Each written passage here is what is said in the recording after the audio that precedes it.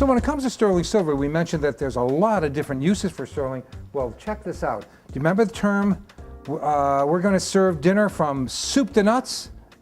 You don't remember that? I do not remember that term. No. Ask your parents, they'll tell you, soup to nuts. Formal dining, this was a little nut dish they would have, and at the end of the whole meal and all that, you may or may not have gotten dessert. Maybe dessert was something sweet was served during the meal, but at the end of the meal, they brought out your little nut dish. Who knows, maybe they had that with some espresso or your cigar, I don't know. But what makes those nut dishes so special? Not a darn thing, okay? But they're sort of neat, they're monogrammed and everything. They're just really nifty. But the only special thing about these is they're sterling silver and we pay cash for sterling. And look at, one of these has a little damage on the edge. It doesn't even matter because you can still cash these out for the sterling. Now, I wish this were the original one. Do you know what this was? Can you read it? Paul Revere. Yeah. Reproduction. If it was if this bowl was made by Paul Revere, we'd be probably talking $20,000, $30,000 and be on the road show. Okay, be amazing. Just a simple little bowl like this. But this is made to look just like one of the bowls that Paul Revere made and is in some museum somewhere. Now, I happen to know that the Revere mark was just an incised R inside on the bottom. If you have something like that, you might have $20,000, $30,000 sitting in Grandma's china cabinet. You never know. So what else do we have here? I think what we're going to do here is talk about maybe the little snowflake, okay? And when were these snowflakes bought, Eric? Around Christmas time? Yes, but you could actually buy them anytime you wanted to, but they were available at Christmas time. They were little Christmas tree ornaments. And I think the real heyday, these started in 1971. You see a lot of collectible things, like you'll have plates that'll say 1971, 72. That all started, there was a collector craze going on in the early 70s, and this one happens to be a 1973 snowflake.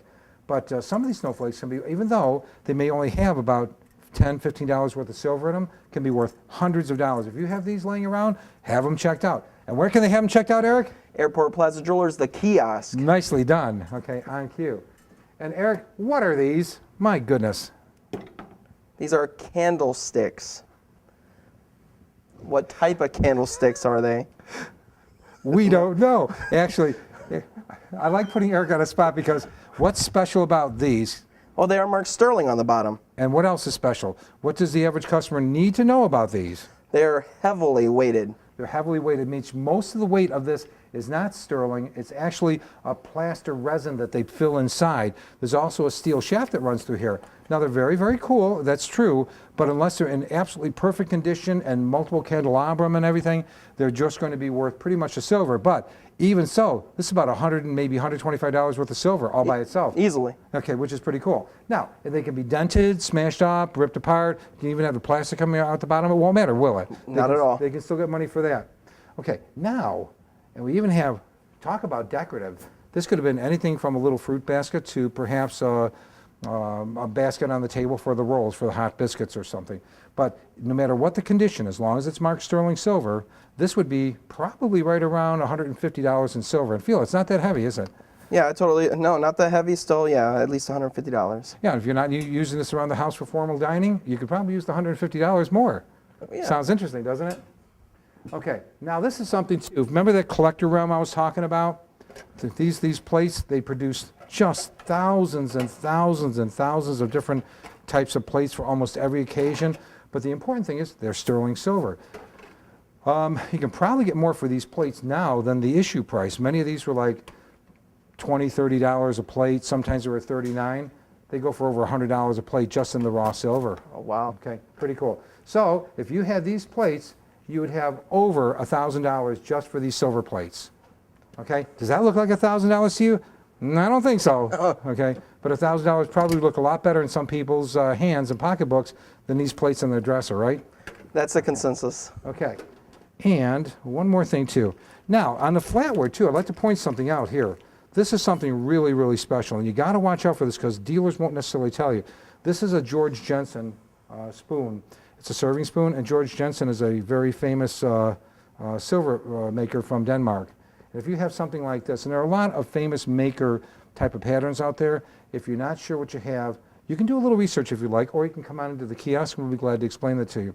But this is really, really cool. And a piece like this, instead of being worth maybe $75 for the silver, is worth me $300 as a collectible spoon made by a famous designer. And, oh, but we have to touch even though this is not about coins, a lot of people bought silver as an investment by buying coins. And here's a Canadian set commemorating the 76 Olympics. And these two, they're sterling silver. That's why they're in this portion of the show. These two can be cashed out so easily and so quickly. And if you're done celebrating the 76 Olympics, why not celebrate some cash for them? I agree. So I think the motto here is, if you have silver, you have cash, okay? Absolutely. Okay? And if you're not, when you like to sell it, they should just Bring it in, and we do want our customers to feel comfortable.